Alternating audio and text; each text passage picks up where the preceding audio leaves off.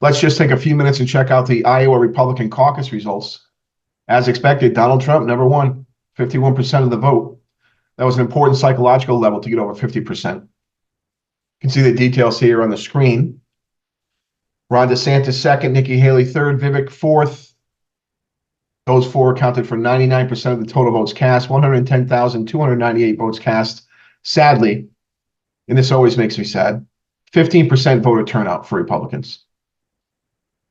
Not very impressive. I know there were weather conditions, but that is not too far off the mark. Voter turnout in America is usually pretty weak.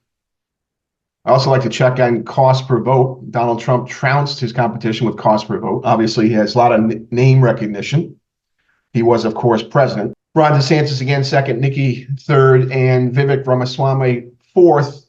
And here, this includes some other candidates that were still in the race and spending ad money in Iowa over the past several months. So that might be a little skewed against Vivek, but it's definitely above Nikki Haley's 1,754.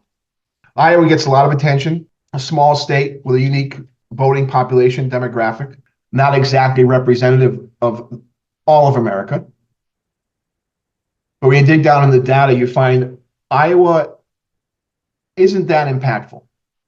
From 1976 to 2016, only 37.5% of Iowa caucus winners went on to be the Republican candidate for president. George Bush in 2000, Bob Dole in 96, and Gerald Ford in 76. From 1976 to 2016, only 12.5% of Iowa caucus winners went on to win the New Hampshire Republican primary. Gerald Ford, 1976.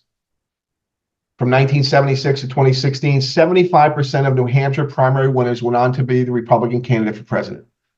Trump in 16, Romney in 12, McCain in 08, George Bush Sr. in 88, Ronald Reagan in 1980, and Gerald Ford in 1976.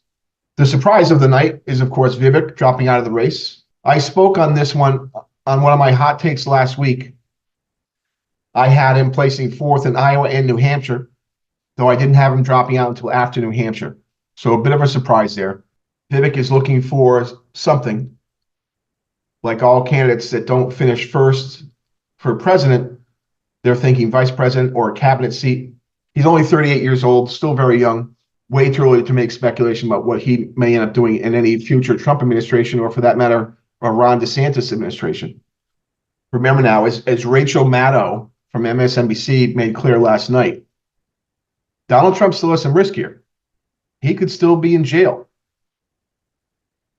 And so Ron DeSantis has pledged he's not dropping out. Nikki Haley's not going to go anywhere until at least after South Carolina. But Ron DeSantis and Nikki have to be thinking in the back of their minds, if Donald Trump goes to jail, there's going to be a brokered convention at the national convention. I could be the candidate for president. A quick look at the Iowa results and some data analysis along with it. All right, that's all I have for you today. Always try to buy American.